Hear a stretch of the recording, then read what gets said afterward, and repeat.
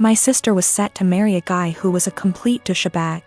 He seemed like a nice catch to any outsider. He was tall, handsome, very confident, a doctor. Basically the sort of guy any woman would swoon over. Unfortunately, he was a sociopathic, unrepentant narcissist, devoid of any empathy, who would take out his anger on anybody he felt beneath him and seemed to enjoy doing it. You know how basically they say, don't look at how your partner treats you, look at how he treats others. And that's how he'll eventually treat you. My sister didn't pick up on that. I picked up on it early. This guy was really mean. Would berate and insult people for the smallest thing and would lose his cool with anybody who looked at him the wrong way. He started doing it to me, and I told my sister early on, this guy's an asshole. She was like, Nah. You two will eventually get along, you just got off on the wrong start. I told him I've seen him do that to other people, but she seemed to think, oh, but he's nice to me, I'm the special one. Maybe I can change him. Or I have no idea what she was thinking. After about 2 years together, when they were engaged, the cracks were evident. My parents loved him. His dad and my dad go way back. They both went to the same medical school together and have been close friends for decades. Her fiancé is also good friends with my 2 older brothers. After 2 years, my sister was realizing this guy was an asshole. He's always been an asshole, and he won't change. There was a really painfully obvious example one day when we were having dinner, and my sister's fiancé and my dad were having a discussion about something political. My sister tried to offer her opinion into the discussion, and they both snickered. Then this guy just started berating her and ripping into her in front of everyone, making her feel this small. I could sense her pain. She was just quiet and just sat there taking it. I was thinking, what are you doing with this guy? He has no respect for you. He has no love for you. Another time our family was at this dinner function where a lot of big people were around. My sister's fiancé completely left my sister alone at the table with me, and was sitting at this other table with 2 women, very obviously flirting with them semi-drunk. He just left her all alone at the table. I asked her what was wrong, why was he ignoring her? She told me they had had an argument earlier and this was his way of punishing her. You see what I mean when I say this guy is a complete sociopath? My sister and I are really close, and even though I'm younger by far, little brothers aren't devoid of wisdom. And I've been urging her from day one to break up with this guy before she gets in too deep. Well, now that she'd spent 2 years with him and was engaged, she was obviously in too deep. And she used to tell me about all the outbursts he has, how he treats her with no respect. We often had long discussions, just me and her, where she'd spill open like a can of beans and just divulge all the bullshit that he's put her through recently. Sometimes she'd cry and I'd be there to help her out, but she still seemed to want to stick with him. She actually convinced herself that he loved her behind all that horrible treatment, and couldn't pull herself to cancel the engagement, what with our parents, his parents, everyone counting on it. She knew they'd all say she's crazy, turning down this smart, handsome doctor. I kept urging her to break up, but she stuck with the he'll change or he loves me deep down excuses. It all came to a heads when one day she very publicly exploded at him. We were having a huge dinner, both sides of our families, and I was sitting next to him. He kept bullying me the entire night. Move your elbows over, couldn't you wear something a bit more presentable? Stop sticking your hand out like that, it's rude, don't you think you've had enough of that? If I asked him to pass a bowl or the sauce or something, he'd hand it over but then pull away and be like, say please, say thank you. He was smiling the entire time, laughing. My 2 older brothers were also snickering. They didn't seem to mind this guy was publicly bullying me and having fun with it. He and my dad started having one of their conversations again, and my dad started airing out all his general frustrations and disappointments regarding me. And they started both talking about my life openly in front of me. Her fiancé then turned to me and started openly lecturing me, and when I tried to ignore him, hey, are you listening to me?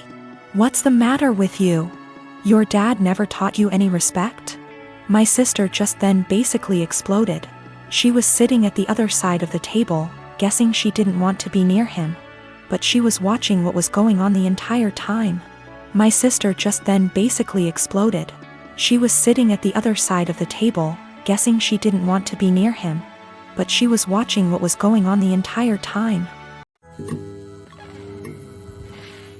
A while back, my brother married a woman who had an 11-year-old son named Billy. A year later, my sister-in-law gave birth to a little girl. 2 years later, she gave birth to a boy. Billy, who was 14 by this time, was treated like an outsider. My sister-in-law and brother saw him as a burden who spoiled their picture-perfect family. If you asked my sister-in-law how many kids she had, she would say 2. Billy started acting out. He got involved with a bad group of kids and started getting into trouble. He started failing all of his classes. He eventually got into drugs and was suspended from school. My brother and sister-in-law were fed up with him. I asked my brother if Billy could spend the summer with me and my husband. We have a hobby farm and I thought maybe getting away from his life for a while could help him some. Well, they were more than happy to get rid of him, my SIL's words. It was kind of rough the first few weeks. He had a lot of anger issues. But my husband kept his hands and mind busy doing work on the farm. And we both made sure that he knew he was loved and wanted. By August, he was a totally different kid.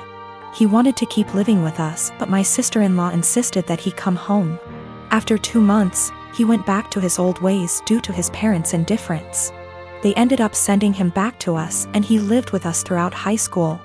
He ended up being an A/B student and kept with a really great group of kids. He got involved in baseball and got a scholarship to a local university. He's 22 now and is in his last year of school. He's engaged to a really great girl. When he was 16, he started calling me mom and he started calling my husband pops. He never really had much to do with his mom and he had nothing to do with my brother. He saw them on holidays when the whole family came over. His mom has tried to have a relationship with him the past few years, but he has avoided her. On Christmas, sister-in-law was over and for whatever reason, she opened my desk drawer and found a birthday card from Billy where he said, "To the best mom ever. Thanks for loving me and giving me a chance." She was devastated. She ended up texting Billy, confronted him and asked him if she would be presented as mother of the groom at his wedding. He told her that he no longer considered her his mom and wasn't even sure if he wanted her at the wedding at all. My sister-in-law is now insisting that I make it clear to Billy that I am not his mother and that he is not to refer to me as such. My brother is also very upset with me. Even my parents are pressuring me to do what sister-in-law wants for the sake of peace. Honestly, I consider Billy to be my son. I count him in with all of my children. I feel like telling Billy not to present me as mother of the groom could possibly be misinterpreted as me saying that I don't feel like he's my son and I don't even want to take a chance of that happening. If he decides to present his real mom as mother of the groom, I will 110% support him. I have zero desire to tell Billy not to call me mom and I absolutely won't do it because I know it would destroy him, and it would kill me. My sister-in-law insists that by not doing it, I'm making it impossible for her to have a relationship with him and I'm being selfish. I have talked to Billy about it some. He doesn't like to talk about his mom at all. He basically just said that he doesn't see her as a mom and has for sure decided he doesn't want her at the wedding. I understand and respect that. I was dating my boyfriend for 2 years. We didn't live together but lived on the same street and I was always over at his place. We each had kids from a previous relationship, so I wanted to take the whole living together thing slowly. But we were together all the time and I just maintained my own residence. He commuted for work, and I knew his department got a new secretary. She was younger and married and had recently had a baby. I knew they were work buddies and I even bought a birthday gift for him to give to her. After about a year, she moved to another state. My boyfriend and I decided to move in together and we lived together for a year when I found out that he and that secretary had some type of non-physical but still romantic relationship while they were working together. And that is why she ended up leaving, because they both realized it was not appropriate. I stumbled on old emails between them that were strange. Calling each other pet names. He was calling her baby and sweetie in work emails. Telling each other that they couldn't wait to see each other at work. Meeting up in the cafeteria for coffee every day. He told her he loved her. She lamented that she couldn't stop thinking about him while at home. They had little quarrels. I also realized that he was still Facebook friends with her. We talked a lot about this, and he said he was just so unhappy at work at the time and unhappy with our relationship, because we didn't live together, that he was vulnerable to attention from a beautiful woman. He said it never became physical, but they were very emotionally entangled at the time for many months. I had no idea at all. He said together they decided the best thing was for her to accept another job offer, which he helped her get. He's very remorseful sometimes. Other times he will tell me that it's partially my fault because I rarely stayed over. I was doing everything for him to help him out because I knew how busy he was and how stressful life was for him back then. He will also try to tell me I was too cold. I've tried to move past this. I told him he needed to delete her from Facebook, and he did.